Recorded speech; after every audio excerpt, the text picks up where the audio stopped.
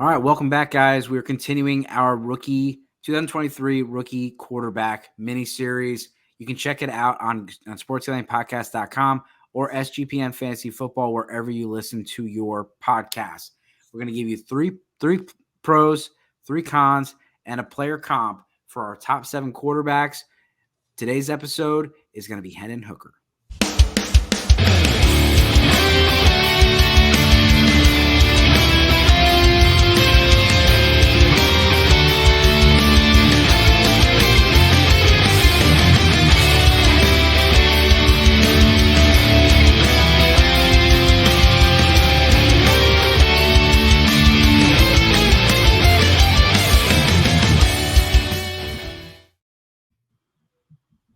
All right, what is going on, everybody? I'm that dude, FF Bourbon Dude. And look, like Dave said, we're going to get into Hendon Hooker, quarterback for the Tennessee Volunteers, currently coming in at our consensus number 4 quarterback in the 2023 draft class. This dude comes in at 6'4", 218 pounds. Pretty solid, prototypical size we want to see out of a quarterback. Very similar to what we talked about with Will Levis and Anthony Richardson, right? Prior episodes. If you haven't watched them, go back and watch them. If you haven't listened to them, go back and listen to them. And while you're at it, give us that like, give us that subscribe. But look, Hendon Hooker has given us 2 really good years. And I might even say 2.5 really good years. He's coming in with damn near 6,000 passing yards over the last 2 seasons with 58 touchdowns. And get this, 5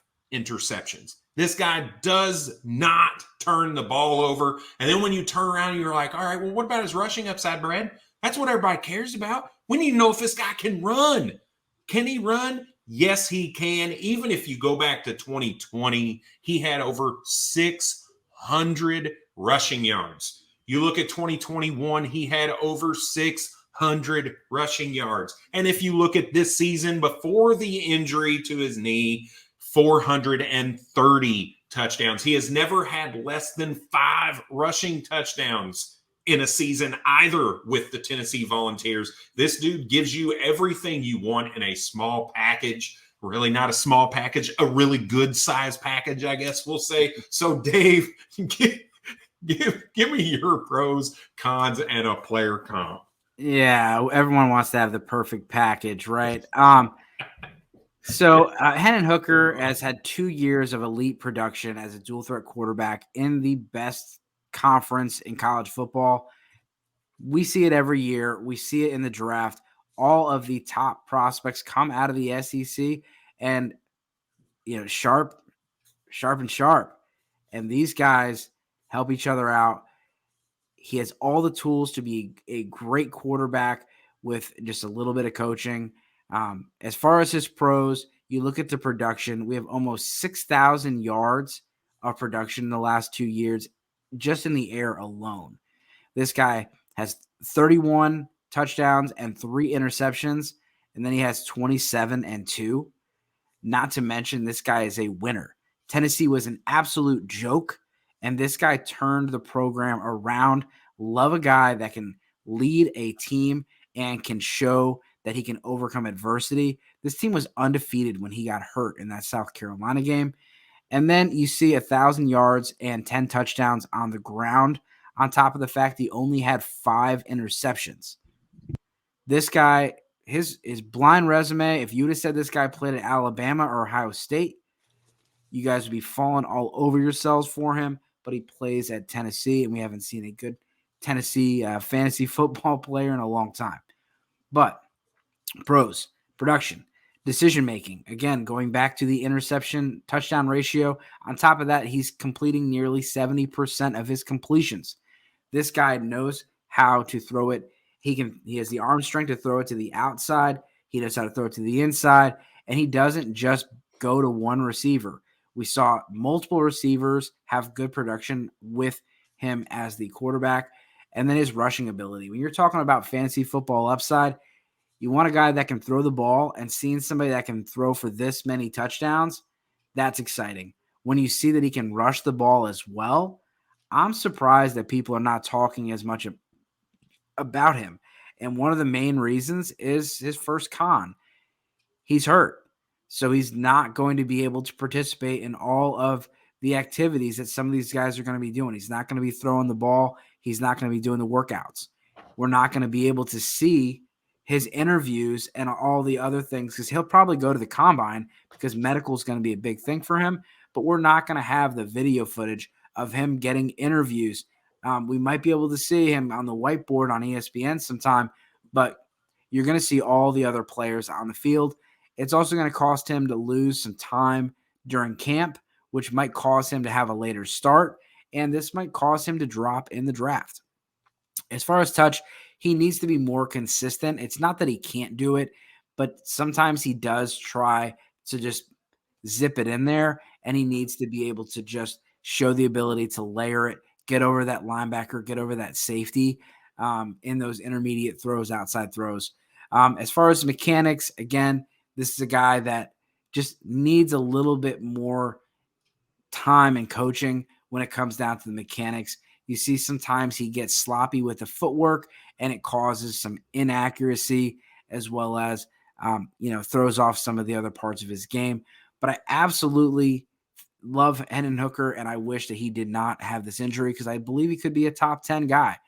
Because of the injury, I think he's going to fall a little bit. Some people think day 2. I think someone either trades up at the end of the second round or that one of these teams, these playoff teams, is going to get an absolute stud at the back of the first round. And they use that extra year of eligibility to allow him to not be rushed onto the field year 1. And my player comp is Daniel Jones. And Daniel Jones obviously just played the best game of his life against the Minnesota Vikings. But I feel like this is a good comp because Daniel Jones, as much as he does rush the ball, that's not his main thing.